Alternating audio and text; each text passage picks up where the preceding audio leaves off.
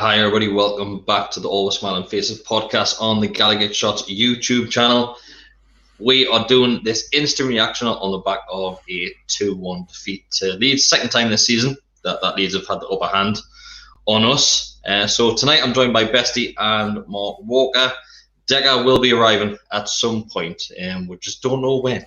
But yeah, he will be joining. Oh, actually, he's just logged in just for this second, so we'll chuck him on. Hi, Dega. Sorry, I'm late, lad. There he is. He's all right? Not bad, mate. Yourself? Yeah, all right, mate. I just done in. But I'm okay, thanks. Right. He was actually searching Leeds Park for that free kick that Under Shelby took in the first half. He was just looking for the ball. He was looking for the ball? I was putting my kids to bed, honestly.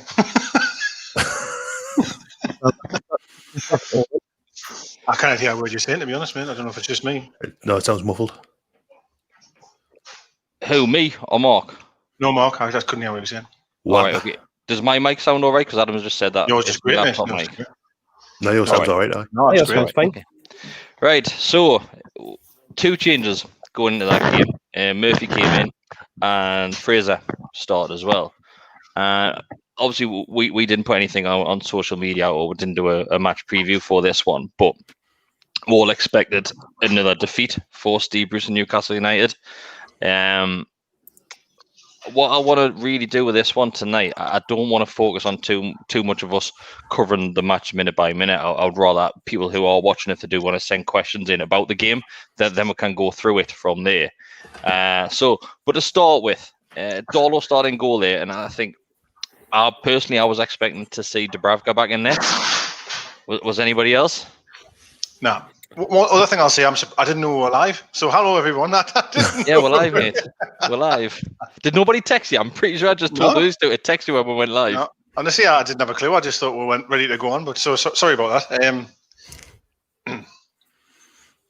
So Dubravka, anybody want to answer that one? Bestie, go to you, mate. I wouldn't say I was surprised. I was expecting Darlow to start. He's kind of he likes to stick with these players in form, Bruce, doesn't he? And Darlow, for all he does make mistakes, has been in pretty superb form for most of the season. So yeah, I don't think there's any big shock there. I think I maintain Dubravka as a better goalkeeper, and a few things happened tonight that only strengthened my belief that that's the case. But yeah, no surprise there. And it's hard to argue, really. I think Darlow's played well enough to deserve to be a first teamer. Mm-hmm. Mark? I just love the way that Bestie thinks that Steve Bruce sticks with these players in form. I think he just sticks with whoever, changes whoever because he hasn't got a clue what he's doing. But we'll go with that positivity of yes. What I'll touch on, maybe on form. What I'll touch on before we start covering the match itself is obviously this week Steve Bruce and the club decided to block any questions by the written press and the written media going into press conferences. Still have an invite. They were still allowed to join the likes of the Zoom calls, but there was no section for the written media. Is that a worry for you, Decker, that this has turned into some sort of dictatorship now where the written media, who are the ones who are questioning Bruce and really being the voice of the fans that can't go in the ground, is that a worry for you that Steve Bruce is now saying, I'm not going to take any of your hard questions? It's normally the beginning of the end, isn't it? When something like this happens, I don't really understand how he thinks it can be a good thing. If I'm putting myself in Steve Bruce's position, I can see why he would have done that. To be really honest, like, who wants to be asked difficult questions? Who wants to be perhaps misquoted? You could say, because there's certain quotes that get out on Twitter where maybe taken out of context. I'm not saying they are. I'm just saying he might think that. So in his opinion, by banning them and not being able to have tough questions is a good thing. Yeah. But from a fan's point of view, it's the only communication we're getting is from these moments in press conferences and these questions that are being asked. So when that's being stopped altogether, the connection between manager and fan is gone. And also the media then are going to be out to have you if you've banned them from being able to ask a question. So I'll move you, Bestie, on this one. The likes of the headlines have been coming, what Deck has just said, they have been coming from the likes of the written press, the ones where it seems like Steve Bruce, some of the things he says, he's just putting an extra nail in his coffin, despite the likes of the results. By the way, he's basically having to go at fans last week. He had to go a little dig at Rafa, which he tried to be subtle about, which it stood out like a sore thumb.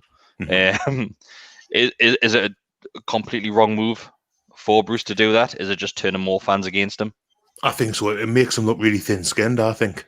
Because for all he has had criticism, he's also had a lot of praise. He has had a lot of praise, and he's had his. I'm going to say cheerleaders because it's the word at the tip of my tongue, but it's not meant in a dismissive way or in a kind of patronising way. He's had people that have been in his corner. Obviously, people. I know what you mean. I know what you mean. Down to people just like ordinary fans on Twitter who kind of watch a team and who want to give them a chance. Now that's fair enough. I don't think they're right, but it's fair enough.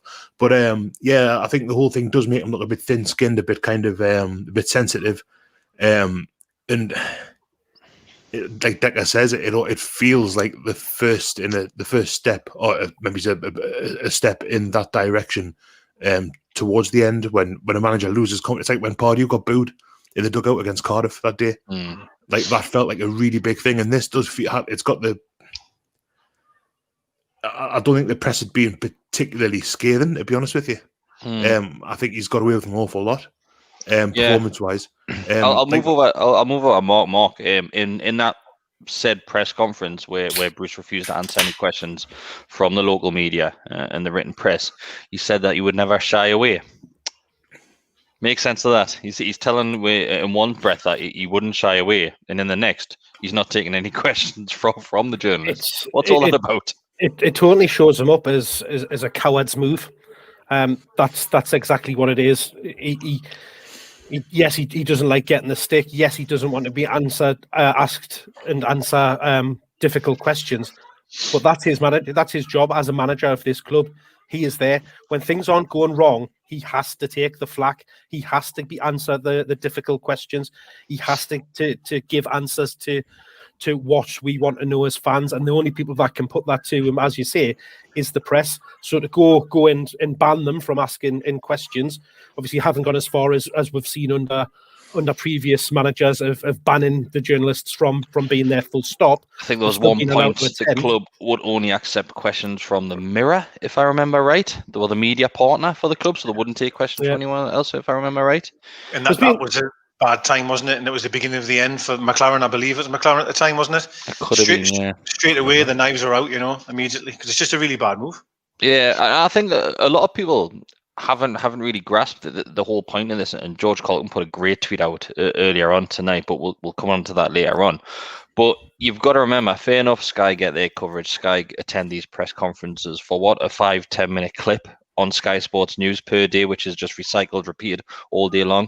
You've got to understand the local press, so likes of the Shields Gazette, the Chronicle, whoever that are writing it. It's their sole purpose is to report on Northeast football, so it's constant with them. It's just article after article about this club. So for the club to stop that from happening, it's just going to turn the knife even more, where the likes of the local media will just be even harsher with Bruce. They don't physically have to attend the press conferences to ask a question for Steve Bruce, which he isn't going to really answer.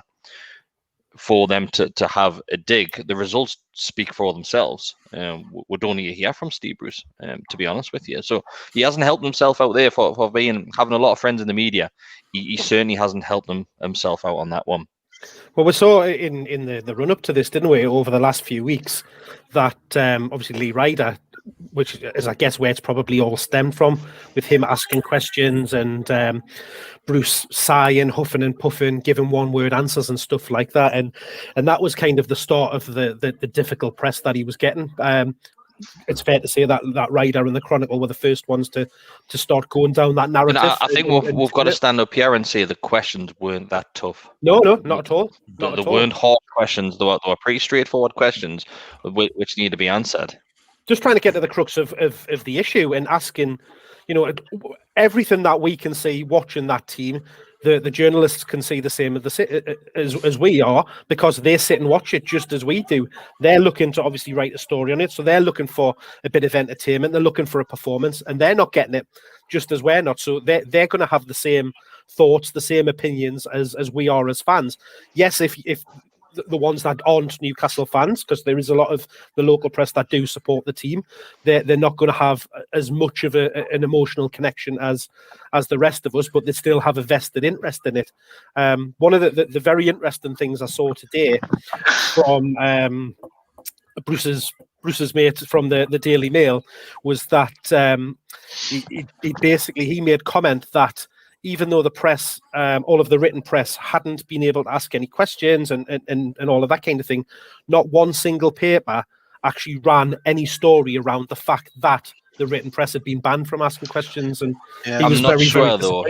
I'm not sure what you think on this one, Best either. I'm not sure if the club may have advised the likes of those media outlets to not even mention it, not ask any questions, because they wouldn't get answered. So therefore, it would just been a waste of time for them to do that. I'm not sure. I would imagine it would be the case, because no. What I mean is that the papers didn't state in their reports and in their questions that they'd been told they couldn't ask any questions. All right, okay. So that, yes, they'd been told they weren't allowed to. But then you would think the papers would then say, actually, we've been banned from asking questions of Bruce and the club. They're trying to cover up something, which is what it stinks of for me. They're covering up the bad performances. I think I'll go for you, Bestie. I think one of the phrases which was used a couple of times, I think was used by both George Colgan and Luke Edwards, that the club was circling the wagons, basically protecting Bruce, not letting anybody get close to him, just to protect him from the likes of basically his outbursts. That's all that they are. He's digging his own hole on this one. It's nobody else. He's got a massive shovel and he keeps on digging when these questions come his way. So I'm not sure what your thoughts are on that one, mate. I think I'm inclined to agree, mate. It goes back to the kind of it doesn't inspire confidence. It doesn't make you. It doesn't lead you to think that he's particularly kind of resilient in that regard. I think circling the wagon sounds exactly right. And you think back to kind of again, I think it was when they banned the Daily Mail a few years ago. This is even before even the Mirror thing. I think it was, I forget who was manager then, but I think it was because someone, I mean, I don't care the Daily Mail anyway, but that's by the by. I think someone spoke out of turn, and it's not the first time that Newcastle, in the modern era, if you want to call it that, Mike Ashley's spell out a couple have done this. But Bruce has got into the habit over the past couple of months in particular of putting his foot in his mouth. Even when, I mean, everyone made the big thing of keyboard warriors. I think that's back at the start of the season, really. And it was Luke Edwards who put a thing out who said, he was asked, the term keyboard warriors was put to him. So he responded using it as well. So some of it you've got to kind of take with a pinch, I think. But he was fed that, wasn't he? He was hand fed that. He was. But this things he said, I mean, the quote where he kind of, about was it Magic Rafa or something like that? Or the Mighty Rafa? Mighty Rafa. Like, that's, you don't need to, that's just antagonistic. Yeah. And he's his own worst enemy at times like that. You're kicking the hornet's nest on that one, aren't you, Decker? Yeah, totally. It's a terrible thing to say, isn't it? It really is. It really is. I mean, I think I text you at the time, and what's going through your mind at that moment to think, I'm already getting loads of shit. Everyone's on me back, and I'm going to just say something like that. It's just putting the boot in, isn't it? Or the Mighty Rafa. Do you know what I mean? It's just horrendous. I don't even know what he was thinking there. Having said that, I don't know what he's thinking most of the time. So he's spiraling out of control, isn't he? He doesn't know how to answer the questions correctly. And like Bessie's just said there, by opening his mouth, he digs himself into a deeper hole because he doesn't have the answers to the questions, so he just has to spin something out. And he has done this at every club, right? There's quotes of him going around at Hull, there's quotes of him at Sunderland. You're going back 10, Villa, so sometimes you're going back 10, 12 years ago. And it's almost word for word. He's not answering the question correctly. He's always trying to be sarcastic and clever. And all that does is make him look like a bellend. Yeah. What we'll do, we'll do a full circle and come back to Bruce, because I guarantee there's going to be a lot of questions about Bruce in the end. I just want to give you a heads up because I think the bidding war is already started. Oh, never. Yeah. I've been sitting on this since the first couple of minutes since we started. But Jason, Hobby, once again, thank you very much, Jason. Thank you, mate. What we'll do, we'll answer this question in 2 parts. Then obviously we'll come back to it. He says, "Hi, what's the general feeling out of 10? 10 being good, 0 being shit." So I'm guessing he's talking about the performance overall. So I'll start. First half, 1. So first half was very poor for me. Second half, massively improved for us, especially with the arrival of Saint. So I would probably say it 6. If I'm giving the first one a 1, second half I'll give it a 6. What about you, Bestie?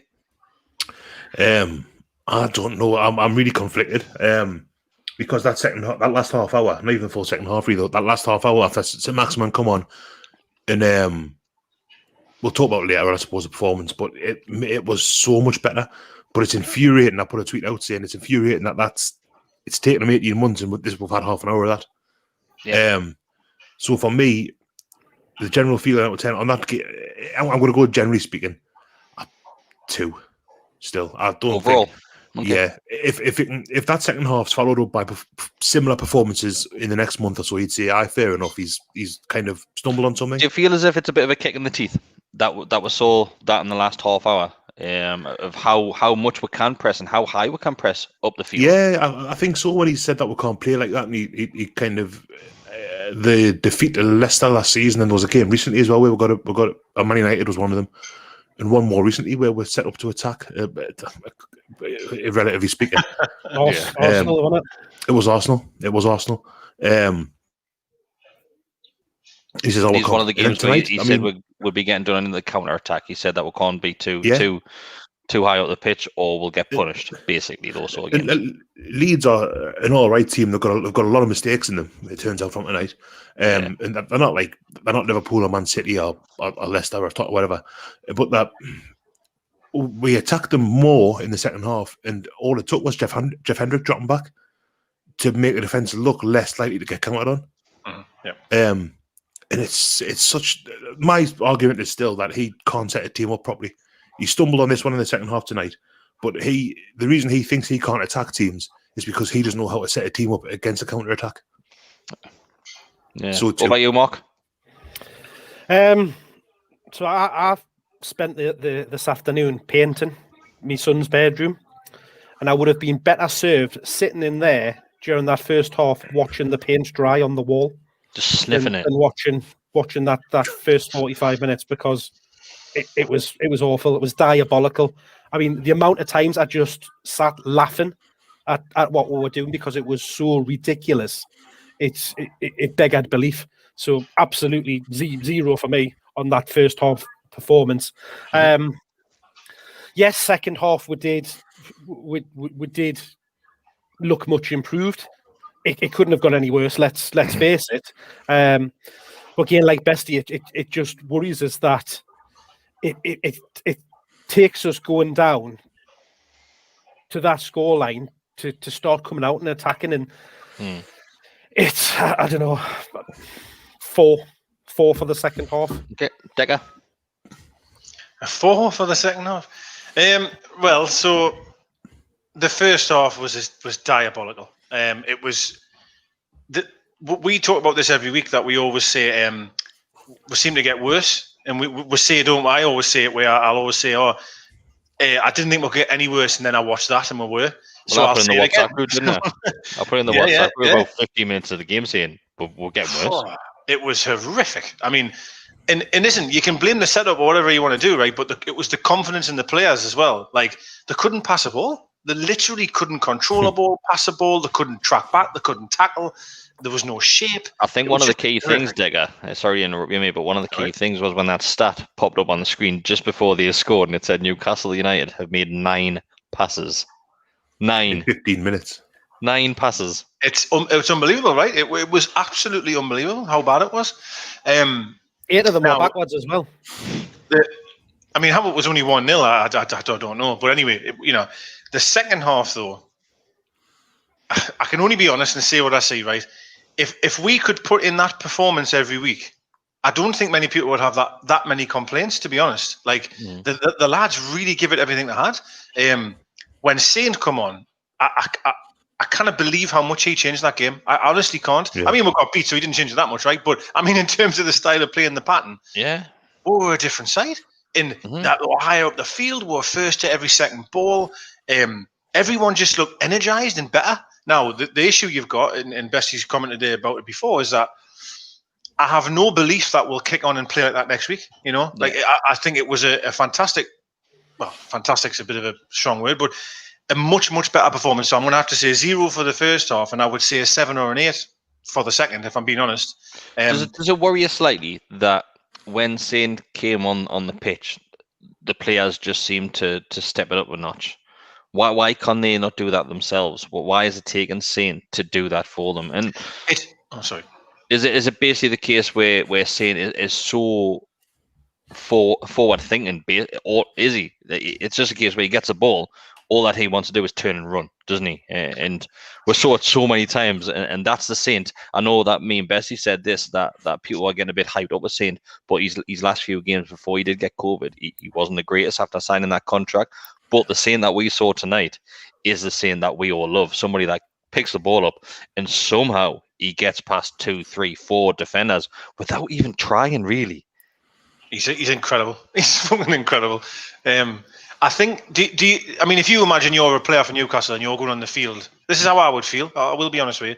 I've played before a decent level, and when you're better players on the field, you do look around and think, who is it that can get us a goal today or create something? And you know, maybe it's a case of when he's not available. I'll go back in the day. If Shearer wasn't leading you out, I would imagine some of the players like, shit, we haven't got Alan the day, like. And now we're saying about a different Alan. That if I was Shelby or Hendrick or whoever it might be, I wish Saint was on the day. Like, and I'm not.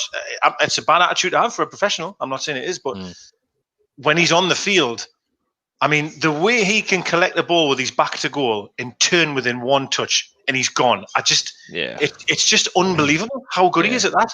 Loads of times they were pressurising him, and he would just turn and be gone. And that's got to give the rest of the players confidence and belief, maybe. You know, the word belief. No, you're probably right, mate. Before we get to unravelled with Saint, because I'm pretty sure we will do later on. I'm pretty sure we will.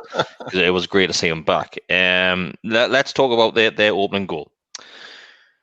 What's happened there? It comes from our throw-in once again. We take a throw-in, and it goes to Jacob Murphy. And Jacob Murphy, that kid blows hot and cold, and a lot of cold at the minute. I will say that. A lot. It's freezing temperatures at the minute. But he just gets dispossessed on the halfway line. Like, 2 players around, just nick it off him, and away they go. And I'll go to you, Bestie. As soon as they picked that ball up, they were going to score. That's the only thing that was going to happen, wasn't it? Yeah, it's how many times we've seen Newcastle do it. I think back to Liverpool last season. I think Atsu lost it on halfway, and within 3 or 4 touches they've scored. And it was like that. They just kind of took the ball off. I think it was only a handful of games ago as well, where Longstaff done that as well, where they just nicked the ball off Sean Longstaff. Similar sort of situation. It happens every game, man. We know it happens every game. It's just so careless on the ball. And Murphy is one of those players who's hot and cold, and he's someone that I've said in the past, I think he's been a little bit unfairly criticised. But to be honest with you, hey, I'm proven right though. He's a repeating thing over commentary tonight was that when he said how good his crossing is. And I don't know if they've watched someone else called Murphy putting a good ball in, because I've not seen much of it from Jacob, or Josh for that matter. He did put a lovely one in for Gale. I think that's the one a lot of people go back to. That was a beautiful cross when Gale scored with a header. It was a while ago. Don't get us wrong. It was a few games ago, but sorry, at least we're getting crosses. I think basically what you've said there, it's probably sums us up in general, because when Murphy first came to the club, I think his first touch he ran it out of play, similar to the likes of Obertan. What Obertan used to do, he used to just hit off his shin and go out. Then I think recently he started to improve, and we thought maybe we can see something. Not a top Premier League player, far from it, but the more you see him, the more it looks like that we were probably right at the very start, that he's not that good of a player. I think it's been harsh on Murphy. Like, yes, I'm going to be harsh on them all. Not just him. I'm going to go around everybody and be harsh on them all. Yes, the goal starts from that throw in, like you say, in 2 goals, mate. The dispossession from Murphy. But when you see the way that we concede that goal, They had 7 players in our box Yeah. for scoring that goal. They absolutely streamed forward. And that is something that we don't do and can only dream of, getting that many players forward.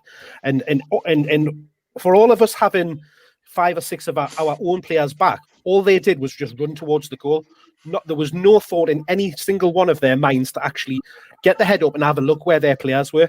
All they wanted to do was get back towards that goal line and try and stop a shot from coming in or something like that. Yeah. Whereas the Leeds players had the intelligence to all pile forward, and then there was 3 of them stopped on the edge of the box, which then made it very, very easy for them to slide the ball over and put it in.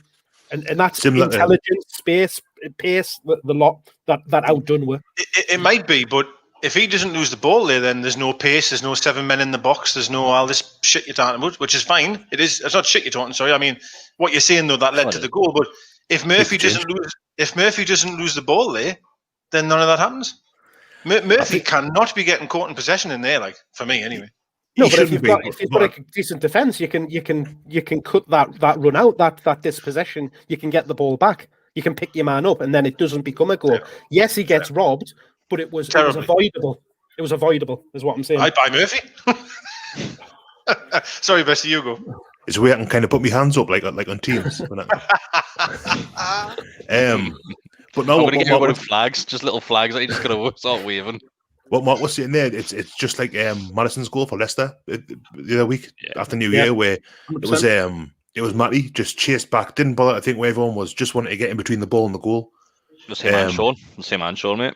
Yeah, they both did. And it was really similar to that first goal tonight.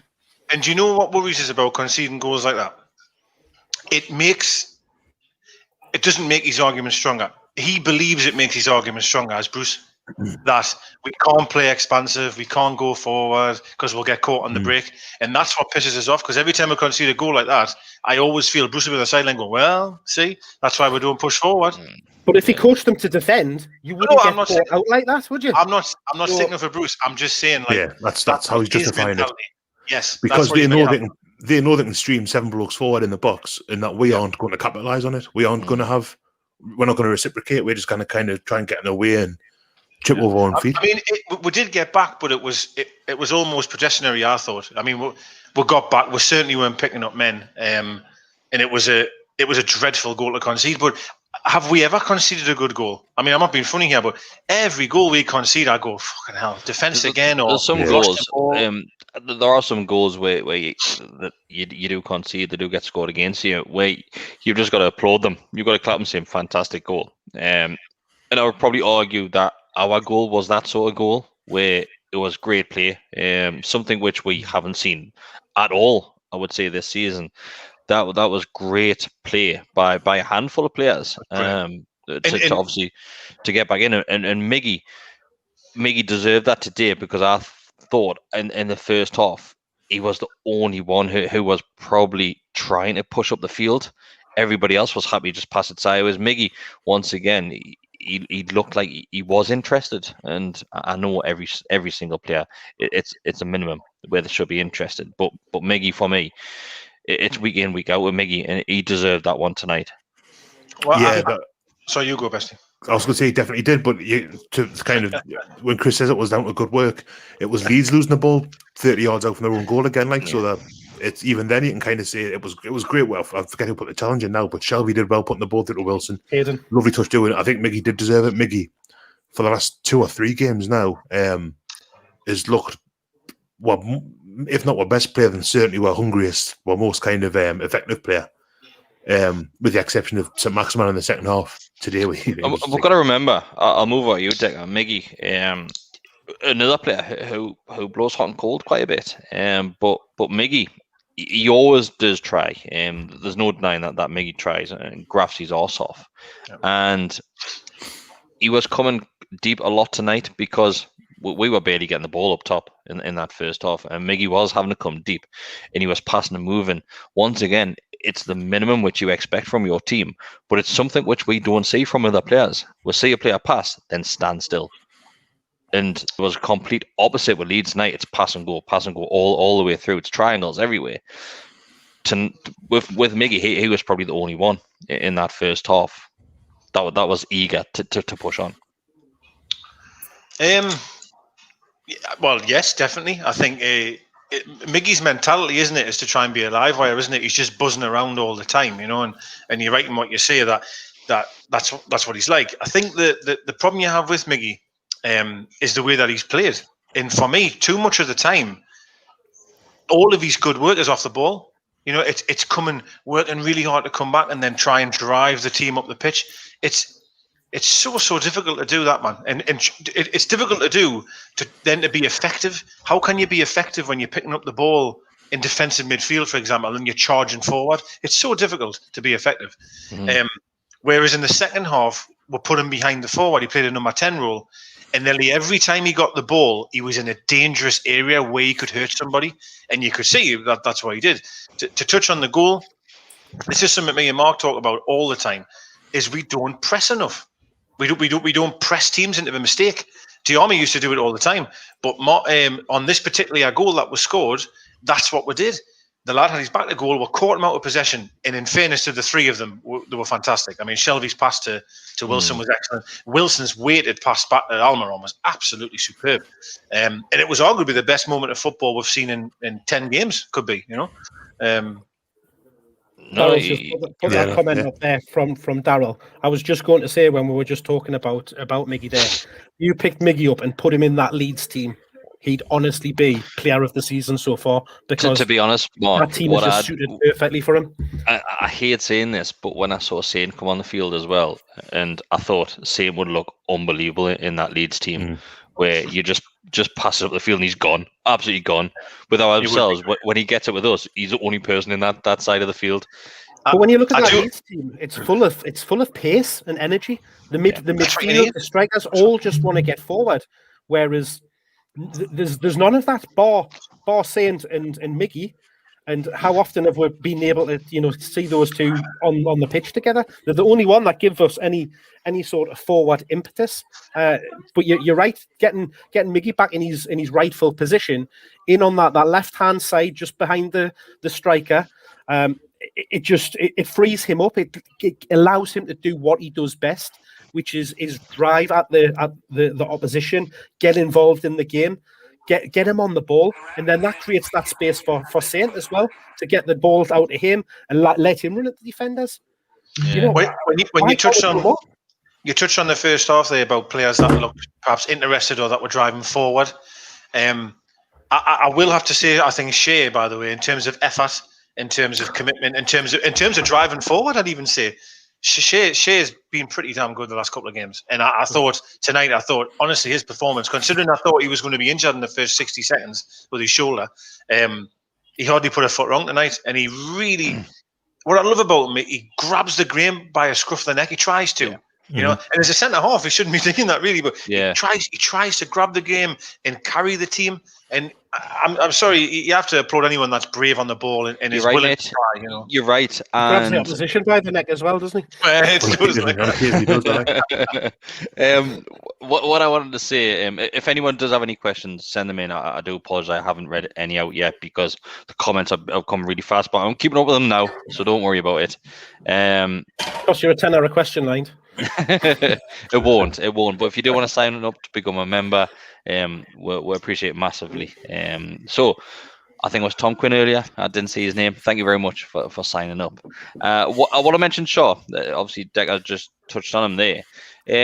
I've seen quite a bit over the last couple of days where people are saying that we should be selling him. And I'm all for having shit houses in the team. You know how much I love a couple of shit houses in that team that are a bell end. And Fabian Schär is a bell end. And I'm glad he's our arsehole in our team because you need it on the field. Of course you do. And I think Callum Wilson can be a bit of a bell end as well when he wants to be. He literally knocked Miggy Almiron out by pushing their player onto Miggy at one point. Flattened him. But Fabian Schär, I'll go to you, Bestie. Should we even be considering selling him? It kind of seems to be a cycle where every centre-half that we've got at the minute seems to be the one out of favour. It's happened with Fernandez, Lascelles, Schär. Maybe he's not Kieran Clark because he's been pretty consistent all the way through. But Schär, I remember sitting talking to his after the Man City quarter-final, saying he's not interested, his head's down, he wants to be away, like he's gone, like. And then fast forward to now, and I mean that he put a ball through for Murphy in the first half with the outside of his boot. But like I said, driving the ball out the back, carried it 20, 30 yards. And that was a lovely ball. He did it like 2 or 3 times in the second half. I remember watching it. I don't know if it was the Gascoigne documentary or a documentary in which he was featured, and it said something that Gascoigne did to relieve pressure was just you could get the ball down and carry it 30 yards, and that 30 yards makes all the difference in the world. And sure, I mean, we need that. I mean, we talk about how defensively, let's say, naive we can be when we're trying to defend on the break, and the way Mark mentioned, the players just hanging back because he knows our defenders are going to go straight past them. And just for sure to be able, I mean, he's coming out with defence to do it, but to be able to carry the ball out, and he's got end product as well. He took a crap free kick in the second half, then finished it off with a much harder chance in the volley, which, I mean, it went down the keeper's throat, but it's on target. You think, oh, the technique's there. But yeah, would I be looking to sell him? I don't know. He's, even in spite of everything I've just said there, and I know it's something I've said before, I think we've all said he can be very rash, and you can see that like Billy Sharp will definitely have been told before he nobbled him the other week to go for him because he's a red card waiting to happen. Rodrigo today for Leeds, when people seem to think he spat on him. I don't think he did, but I think he says something at him. I think that's weird. I think he shouts in his face something. If he spat on him, he's either knocking him all over or he's going to the referee and saying, "Look how I've been spat on here, referee." VAR gets involved and he's off. So I don't think that's happened. But people know, teams know, we'll get at him because he's a lunatic. That's the problem, isn't it, Bessie? You've said this one before about you being brain dead. You've said that, and it's absolutely spot on. That the problem you've got with him is that he'll do a really daft challenge for no reason whatsoever. Like on the edge of the box, he'll just dig someone, and they got a dangerous free kick to defend. But I've hopefully, what people would realise, I have been a huge fan of him for a long time in regards to his composure and how brave he is on the ball. And I mean, I see the comment there saying, scary how 25 minutes half decent football brainwashes a lot of fans. Shares being garbage for 18 months. Well, fair enough then, but the whole team is being garbage. So what do you want to do? Just sack everyone and just have no players? Like, surely I appreciate everyone's been shit for 18 months and Shares probably been part of that. But there has to be certain players you look at and think, well, okay, we could probably keep hold of him and he's something. You know what I mean? Yeah.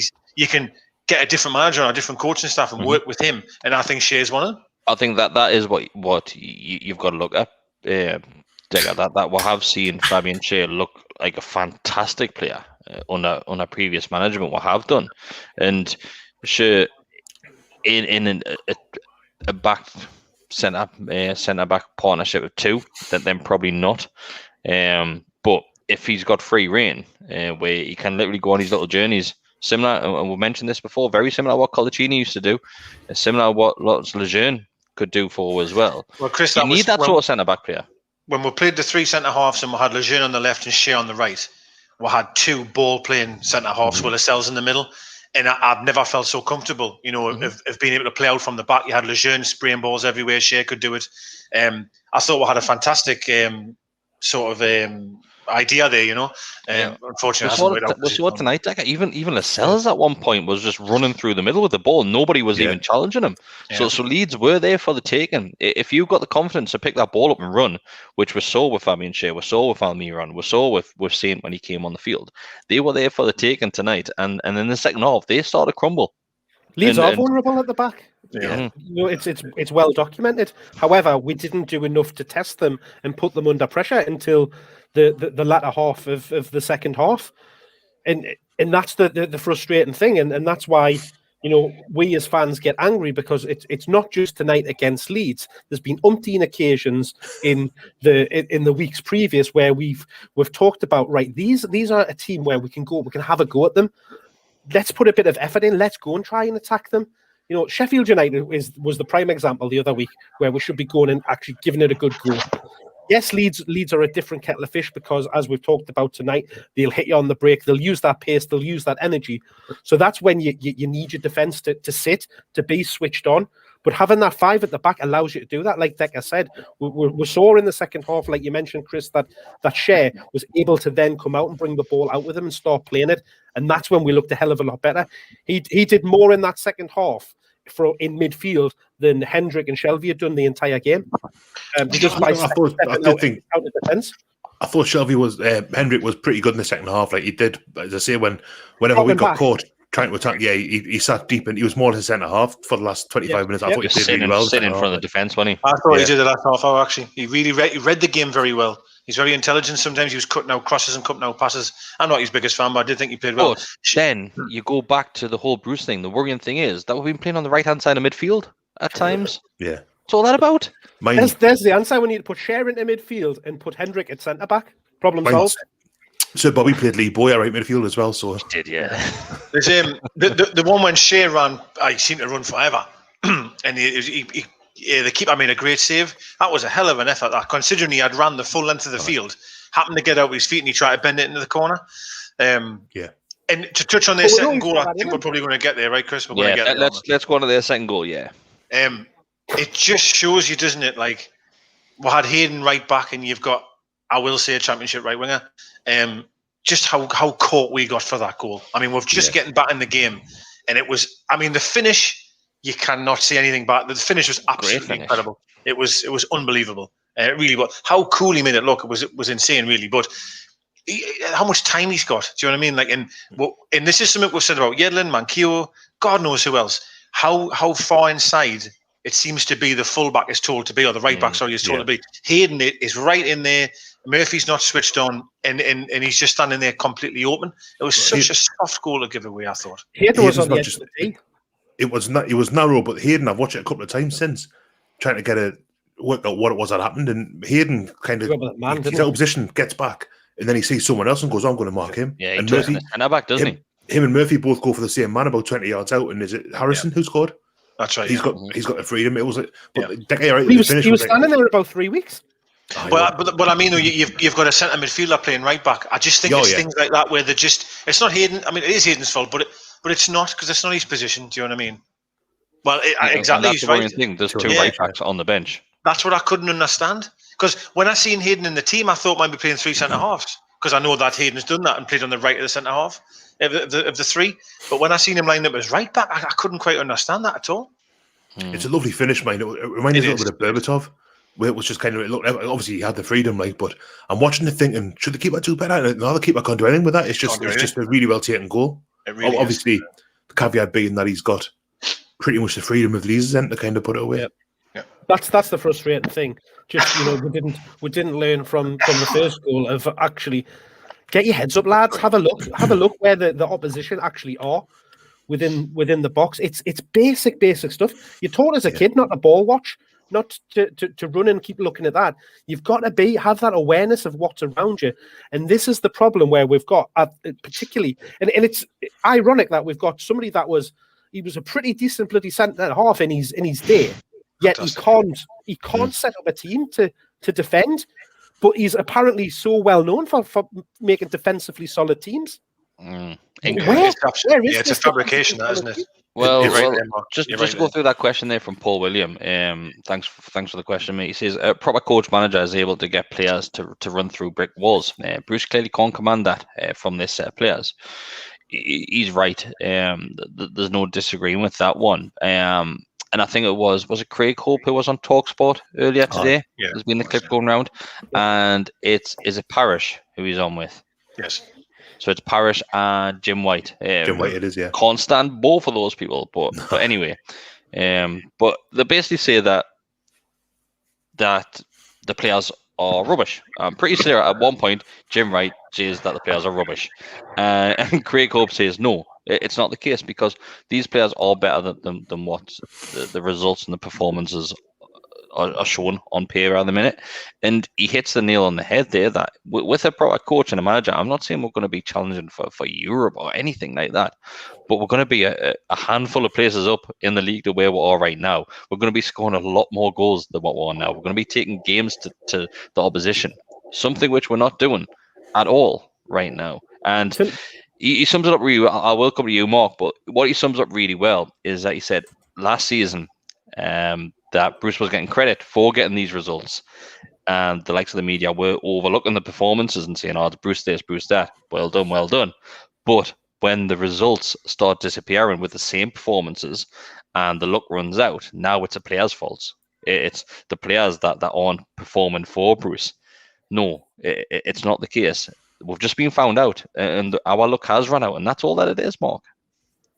Absolutely. I mean, we spoke about that a lot last season, didn't we? It was around that. Yes, it's not being great, but we're getting results, and that's where we finished where we did. But I think tonight was the best example that you can see from two dugouts of around why we're in the situation that we are.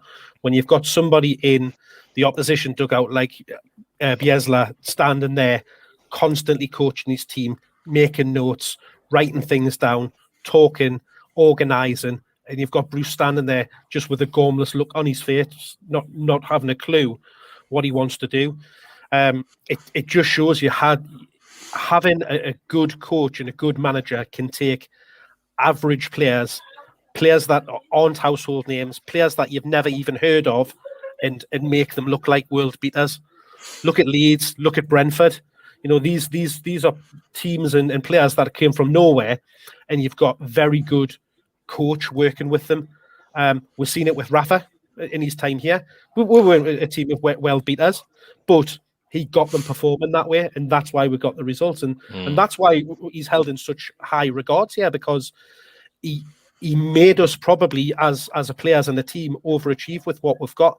Bruce can't have that excuse. He spent millions compared to Rafa, and this is what we're being served up. It's quite simply one of the things poor management, poor coaching. I did want to touch on. I'll come back to you, Bessie. This is something which I tweeted out there. I'm not sure if I put it in the WhatsApp group, but I did put it on social media. Is that Bielsa's coaching staff were animated? Ours aren't. Steve Bruce is standing there with his hands in his pockets. At times he does this for a little while.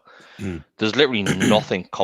And we'll always go back to it, and we'll always will, because the media keep on doing it. So as a fan base, we're going to keep on doing it. Is that when you see Rafa on the sidelines, he was doing something. I know a lot of time he was doing this, as Decker likes to do, doing this quite a bit.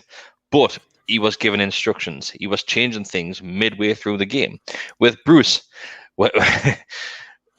just the camera angle looked at him at one point, and he looked like he just wanted the ground to swallow him up, to be completely honest with you.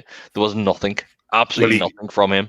He can't even get his little prostate cancer man to stay on properly, can he? So the chances of him getting 11 grown athletes to do what he wants in a football pitch are limited as well. But I don't know, I mean, I've seen Steve McLaren used to go berserk on the sideline, and it didn't necessarily mean that what he was saying had any merit.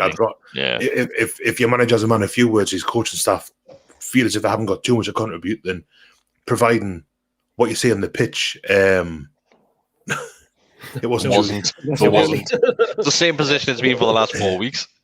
But if your manager's on a trampoline on the sidelines, but your team's getting beat 5-6 now every week, then you think, oh well, you know, what's he playing at like? So, you look at managers, and I mean, as a general rule, you look at like Guardiola, you look at Klopp, Bielsa and his staff, Benitez and his coaching for the same. When they were here, Mourinho, they do tend to be a bit more animated, a bit more kind of passionate. I mean, is there an argument? I mean, is it because the English stiff up our lip thing and being reserved? Probably not. That's probably horseshit. But I don't know. Something that struck me, that strikes me. You've seen it with Guardiola as well quite a bit. Is that he coaches, and Rafa did it as well, and Lothar do it. But when there's a dead ball, or if we've just scored a goal, you'll pull someone over and say, "Right, here's what you're doing next." I've seen Isaac Hayden during a match stand on the halfway line and go like, "Steve, what we're doing? I don't know what the score is here." And I just haven't got any faith in Bruce. Like, for all that was a better second, it was a better second half. And credit where it's due. Do we give him credit for it, or do we just say, is it the galvanising effect that Sir Maximin had in the team? Who knows? But you give him credit, I think, if they sustain it. I think that's my argument. As I say, if by the end of the month you're looking at them saying like, oh well, they've maybe picked up a couple of points because it's a rough run of games, but they've been in the game, but they've attacked. They've did what they did in the second half against Leeds. You could say like, fair enough, maybe there's something there, but I don't think Bruce is a bad manager because he doesn't gesticulate. I think he's a bad manager because he's a bad manager. Well, Bestie, you said there though, if the assistant and the coaching staff have got nothing to contribute, then they'll stay quiet. if there's nothing that they can contribute watching these games week in, week out, then I'm sorry, they shouldn't be coaches. Because they cannot not be watching that and thinking there's ways that this can improve, and surely that's what they're there to do. And I know that's not the way you mean it, but surely they've got to be able to contribute, and the way that they can do that is from the sidelines to actually start talking to the players and trying to getting them organised and getting them doing things. It almost just smells like that. He sends them out at the start of the game. This is what I want you to do, lads. And he doesn't know what else to, and if that doesn't work, he doesn't know what to do. If we go behind, he can't react to it. He hasn't got that clue. And his only hope, and as we've seen it, is right, I'll bring Saint on. Yeah. Because at least we can give him the ball and he'll run at them. That is his plan B. Yeah. And it's there was a point. So that clip was going around. I will come back to you, Bessie, but that clip was going around on social media the last couple of days, which was cut to make it sound pretty bad when it wasn't at all. But Saint is getting interviewed by Newcastle United TV. And I think it's Dwight Gale that walks past. It's Gale and Atsu, if I remember right, walk past and say, he has the saviour. And then obviously Saint starts laughing. That's when it gets cut. But it goes on with have a big crack between each other. Dwight Gale's right. He is our saviour right now. He's certainly been, I mean, Bruce has kind of painted him to be that as well. These comments, he's going to be back and we're going to, he makes all the difference in our outlet and stuff. And ironically, tonight, after he came on, he did change the game, but the goal didn't come from him. The best things, not the best things, but the best chances that were had, San Maximin didn't really have a great deal to do with, but he was the one who... The Lewis chance was unbelievable. Yeah, when he put it over the top, Jesus Christ. Should do better with that, But I had a point to make about that completely. Sorry, Bess. Oh no, I taught myself out of it. That's not your fault. I've done my usual. But that clip, I mean, it just goes to show, I mean, it was a 5-6 second long clip, and it does look as if Gale has a bit of a rib at him, and he goes, "Oh God, who's this wank? I don't like it here." But then afterwards, you see him having a bit of a crease up and a bit back and forth, and it's just banter. It's just banter. I think Atsu goes on to call him Jesus afterwards. He's a deeply religious man as well, Atsu. So that's no faint praise. That it is. It's one of them, lads, right? For me, if you're another course, right? We're doing shit. Everyone hates Bruce.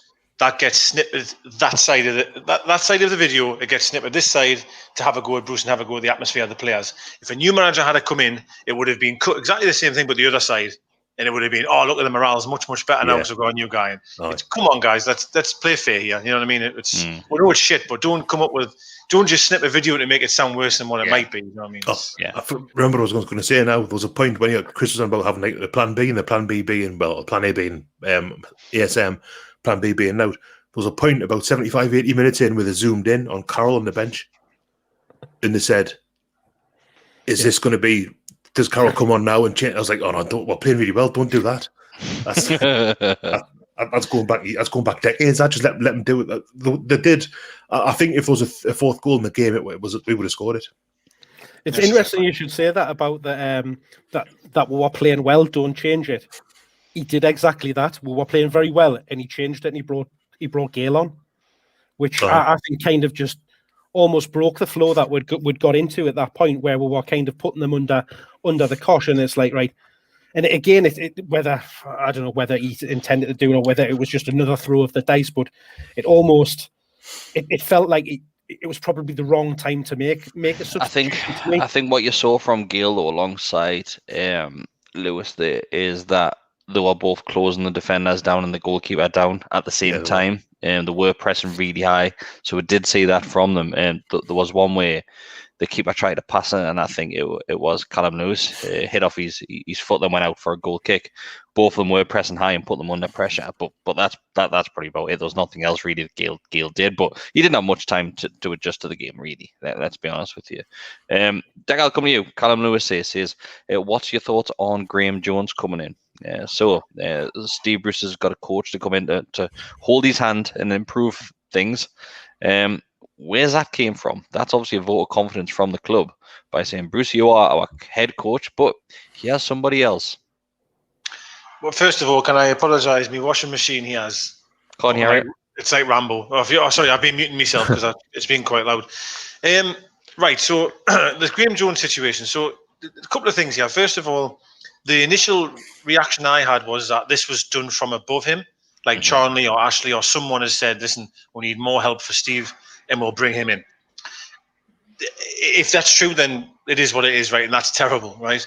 I have then seen Bruce say a couple of days ago, or maybe a day ago, that, it's something I've been on my mind for a while. So my question to you is before I answer your question, which side of the fence are you on? Do you think it's been a Charlie decision or an Ashley decision? Or has Steve Bruce went to Ashley and said, listen, I'd like some more support here in regards to staff and stuff? What's your thoughts on that? I think what we've seen coming out in the media by people who do know Bruce is saying that he has been involved with bringing him in. So I'll probably be inclined to believe that.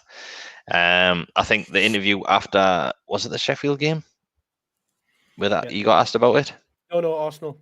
The Arsenal game, he got asked about it, and he seemed pretty snappy, but it's just because he wasn't going to answer any questions. I think that's all that it was. He just didn't want to answer any questions about it.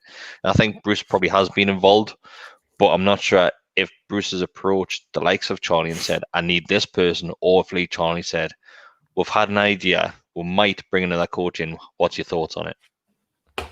Might be a bit of that. I don't think Charlie would have that football intelligence to do something like that.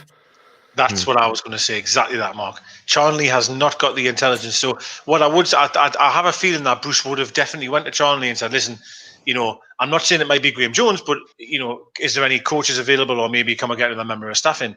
Now, on the appointment itself, I've sat here for weeks and said how bad I think the staff are. So for the club to be getting a new member of staff in, who, from what I've been reading about, seems to have quite a high regard, seems quite held in high places. He's not Bielsa or anything, but I mean, he's okay. I think that's a really good thing, to be honest with you. That we are trying to think outside the box, and rather than try and fix it with a stupid loan player like Bentaleb, they're trying to think maybe on the training field, can we maybe improve something? I've only watched one interview of this guy, and I think I put it in the group, and he comes across superbly well, like absolutely brilliantly well in regards to his teams, he believes, should have possession of the ball. The tactical side that he's talking about is great. Will he change anything in the long run? Possibly not. But I'm not saying it's a bad thing. Do you know what I mean? Rambo's kicking off now. He's going off it. Bessie, what's your thoughts on it? I've got no idea, lads. He's not held in really high regard at Luton Town, from what I can gather. Like, he had a bit of a catastrophic. He was manager there. Is that correct? Was he manager there? And I will say, Steve McLaren was one of the best assistant managers and first team coaches. Yeah. But to be a manager is just so different. It is different altogether. I'm interested to see. I wouldn't see how it could weaken anything behind the scenes. Like, you'd like to think he's going to contribute something. I suppose there could be an argument that he might muddy the tactical waters, but it's not going to do any damage, is it? There, to be honest with you, like so. I don't know anything about him. It's just, with him being local, it kind of feels like Charlie's gone on Football Manager, searched coaches by birthplace, and gone, all right, Champion Hill do. But counties, I mean, he's searching counties, hasn't he? But there again, I don't know about him, so that's obviously is very unfair. Like so, I would love it to work. I would love it if the second half today became the norm and we started attacking teams, battering them, and we won the league under Steve Bruce. But it's not really very realistic, is it? Like so, definitely not. Mark, what's your thoughts? I think that the point that Bessie's just made there about the fact that he's a local lad is, you look at the connections that we've got to Bournemouth. Has Wilson and Fraser been talking about the fact that they've had this GEORDIE coach down at Bournemouth? He was very good or whatever, because they seem to rate him. He has had some decent jobs. He was assistant at with the Belgian national team. Like Decker's just said, that when he went to Luton, Bestie, you said it as well, things didn't work out there, but it's very different, as we know, from being a manager to a coach. So you would just think that maybe somebody with a bit more football and knowledge has had that conversation, either with Bruce, or whether that may be the players, whether it might be one of our scouts or somebody in that network that's kind of recommended it to the club of bringing it in and saying that he might be interested. But like Bestie said, surely it can only be a good thing, because it can't get any worse, right? When we've got the 7 Steves there on the bench. every single week. And guess what happens every single week?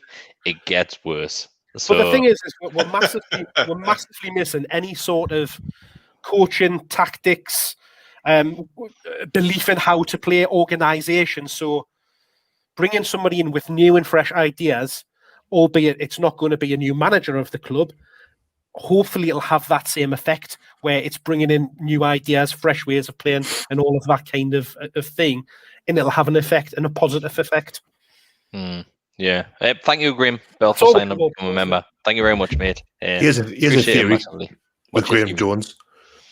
He was number 2 of Belgium under Thierry Henry. Are we going to see Thierry in the dugout at some point shortly? Wasn't that linked to Martinez as well at some point? Aye, it was Martinez of Belgium as well. Yeah. Aye. But it was on Henry and him were the assistant coaches, weren't they?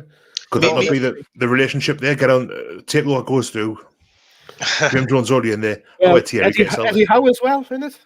Like, would you say though, like you're going to get a guy here who's worked for the Belgian national side? Is he a step up from Steve Agnew? Very good footballer. I hope so. Is he a step up from Steve Agnew? And the answer is yes. You know what I mean? And that's how, for me, is what Bessie just said there before. It cannot be a worse decision. Do you know what I mean? To be honest with you, for once, of course, we all want a Bruce, right? So I'm not going to go down that route and people kick off. But it's actually quite a clever move, I think, to be honest with you, to try and get someone in there with new ideas and things like that, and maybe better training sessions and better. I don't know. I don't think it's a bad idea. I really don't. Yeah. Just before we go on to the next question, I do want to say we've got over 300 people watching now. If you do just want to take the time just to hit the like button, that's all you have to do. It doesn't cost you anything. Just hit the like button. Help us out a little bit. Even more so, if you want to that's what I was going to say. So if you want to subscribe, even better. And to take it up a level, if you want to become a member, that's even better. Do that. You can get your very own shout out on this one. And if you all go to Twitter while you're watching, go and find the tweet from the Always Smiling Faces podcast account and from Gallowgateshots and like and retweet that as well. So people know that we're live and then they can come and watch it. Yeah, but we're not staying live for much longer. We'll go for another 15 minutes. No, we will. 15 minutes. No, we're going for 15 minutes. No, you can't do that because that's 20 past. That's 20 past. Go to 1/2 right? Okay, maybe. Yeah. I'm off at the moment, so come on. I'm not. That's the problem. I'm not. And I'm the one controlling all this, not you. I've got a kitchen to tidy up as well tonight. So again. Right, we're going till 20 past, and that's it, right? It's either going to be 1/4 or 1/2. You kind of finish. Yeah, I can finish whenever I want to finish. I've got the controls in front of us. Oh, I've just spilled beer all over us. We're spending so long talking about when we're going to finish that we're going to be finished in a minute. I know. Yeah, but that's what that makes them go on longer, Bestie. That makes them go on longer. There's method in the madness. Although having said that, it's my first night back on the beer again after me antibiotics. Right. So we're going down this channel now. Oh, it's your first night on the beer, mate. I've had a kind of 2.8%, and I'm clattered. Yeah, somebody's just said that you quiz night all over again. Someone's just said that you can't like the video if you're all watching on the live stream, but Adam has just said that if you click on the X on the chat, then you can. So there you go. There you go, Scott. Everybody else do lads, Jason Hobby has started a bidding war between himself. I'm not going to lie. There's just a bidding war with him. Thank you very much once again, Jason. He said, Jason, you know it would be much cheaper just to sign up to become a member. Just get yourself in there. As no, he's not even a member. He's not even a member yet. Don't just. I was going to say that sign up for membership, you'll save yourself a fortune, mate. If Jason puts in a 10 man, we'll go to 1/2, and he did it without us even saying it. You weren't. No, you weren't going to say that. I was. I was. He said, if we sack Bruce, who's next? Do we pick someone with Premier League experience or someone abroad? Are we heading towards Eddie Howe by bringing in a coach that's worked under him? I don't think he's ever worked under Eddie Howe. Somebody's put it in the comments saying that he's never actually worked under Eddie Howe as a coach. But you've said there, Premier League experience.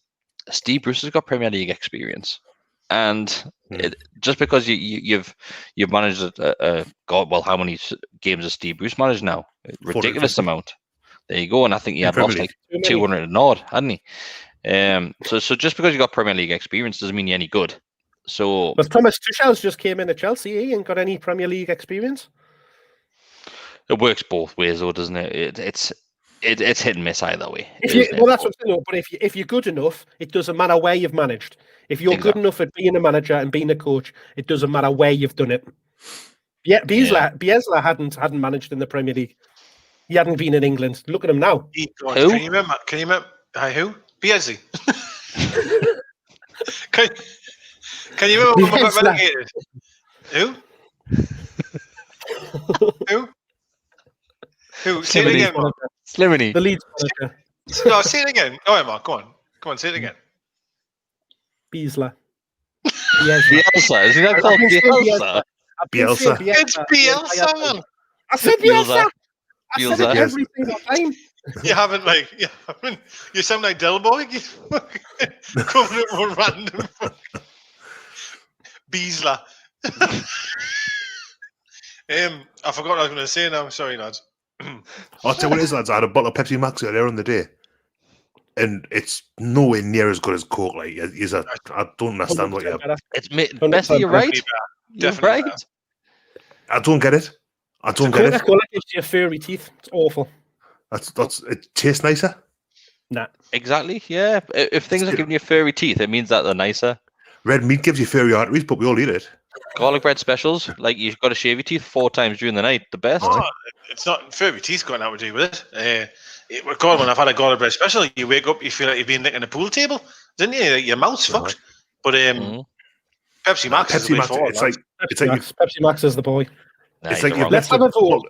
Let's have a vote in the comments, in the live comments now, on this vote. Pepsi Max. Well, I'm not going to sit here and count them, so there's no point. No, but we'll be able to get a feel for it, won't we? All right. Well, of all the people putting Pepsi Max. Well, here's the first one in, Mark. Right, the first vote is this one. Bielsa. That's not a drink. It's not a matter either. That was amazing. That was really funny. Right. So you know I can just handpick these. You know, Coke. Yeah. He's kind of picked them, hasn't he? Coke. Yeah, Pepsi. He means Pepsi Max Coke. Rubbish. Both are rank. Adam drinks 7-Up and Fanta. His opinion doesn't count. Fanta's alright, like. All right. We've had a comment. We've had a comment from a local celebrity about which one's better. If it's Pepsi, it's not somebody better. A little bit taller as well. Stephen Best says Coke. Stephen Best's a nonce. Allegedly. Is that you that's been writing that? I cannot leave the house. I mean, we can anyway, but. I'm not gonna, lads. I'm not gonna put all the comments up, but Coke's winning. I'm not gonna lie. Thank you, I Swallow Cum.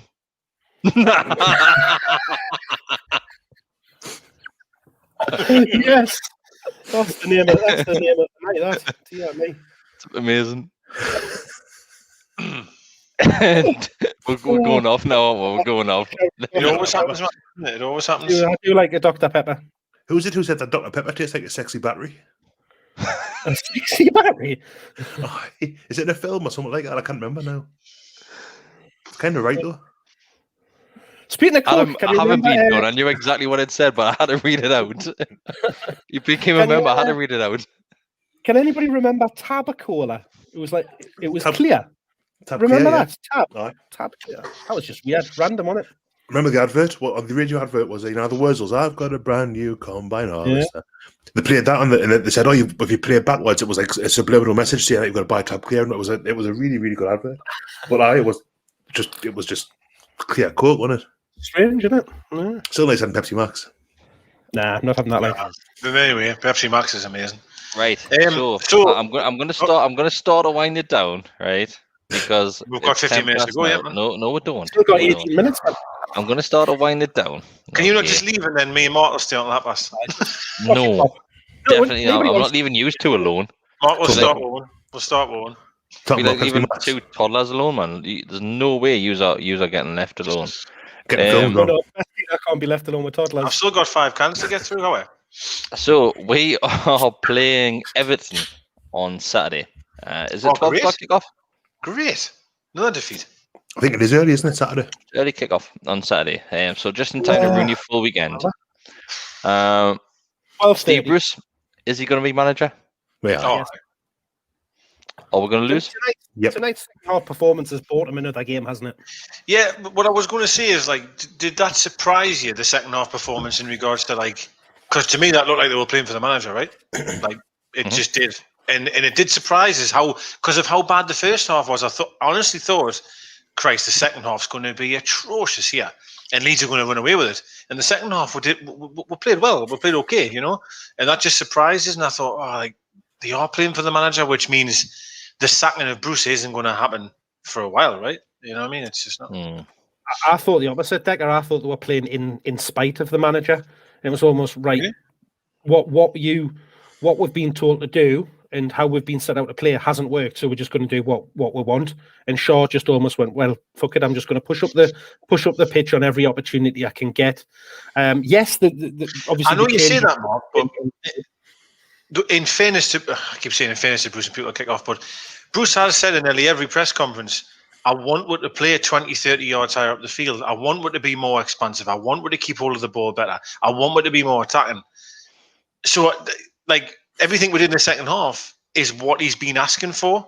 And I feel like I'm sitting for Bruce. I'm trying not to. Why has What I'm trying to say is, no, I'm not.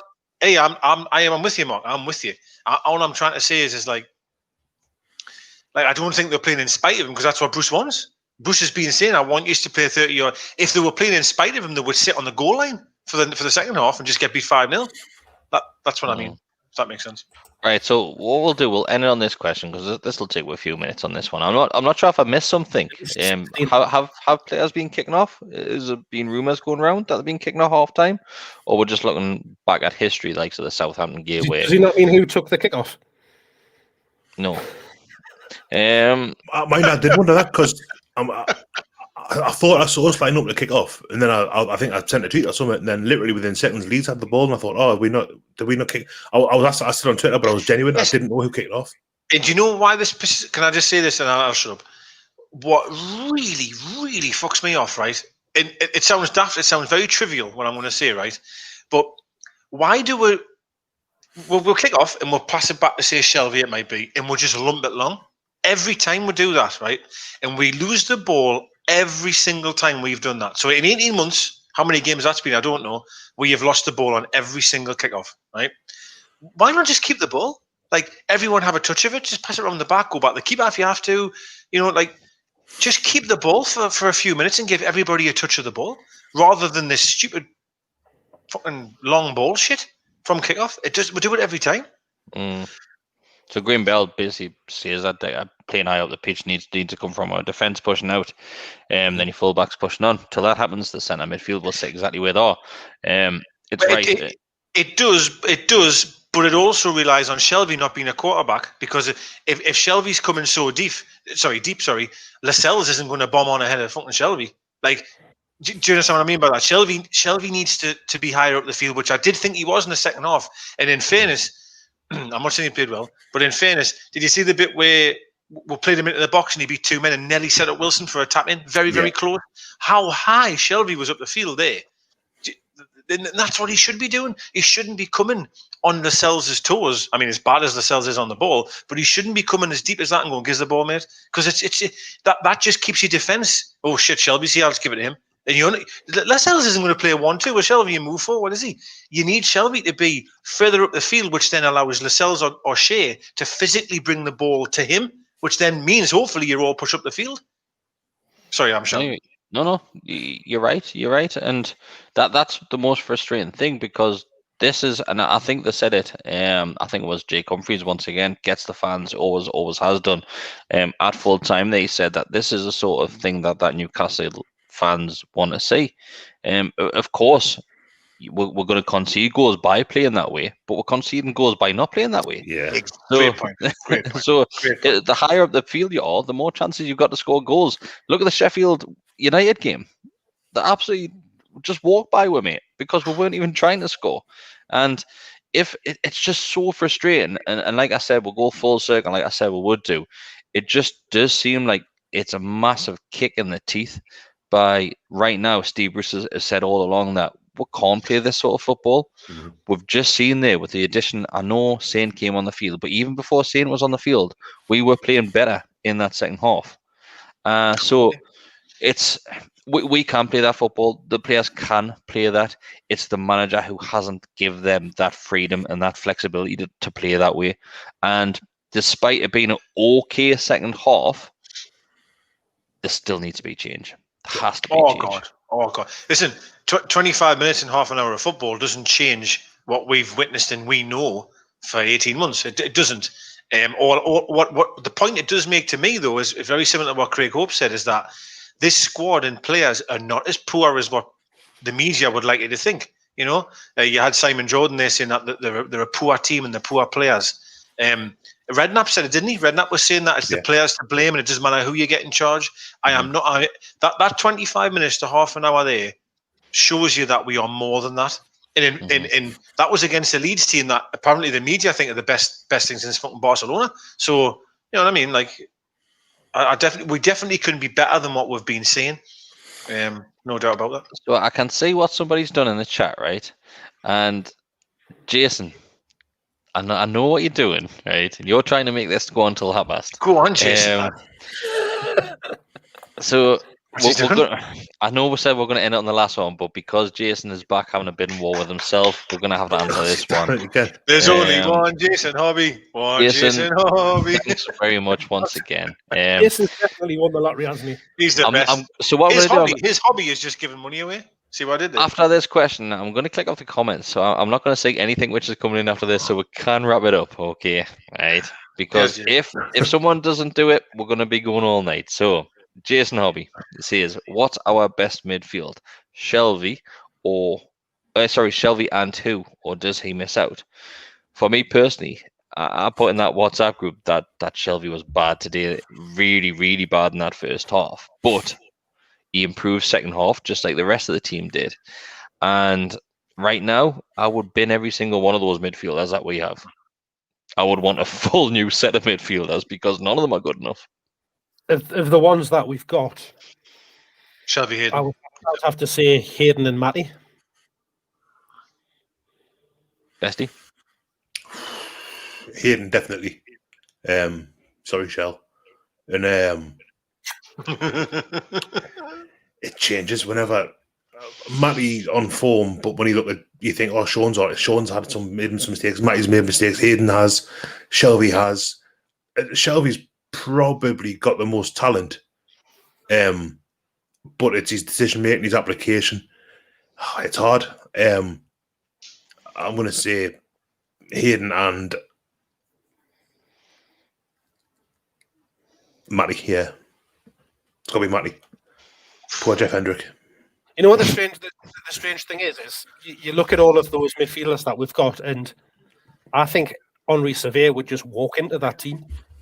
You know what I mean? And he hasn't even got a squad number, but surely to God he can't be any worse than what we've got going on in there at the minute. I don't know. I mean, it seems that way, but I watched a little bit of the Barnsley v Norwich in the cup on, I think it was Saturday, and by far the standard is dreadful. I watched a bit of Blackburn Borough as well at the weekend, and the standard is shocking by comparison.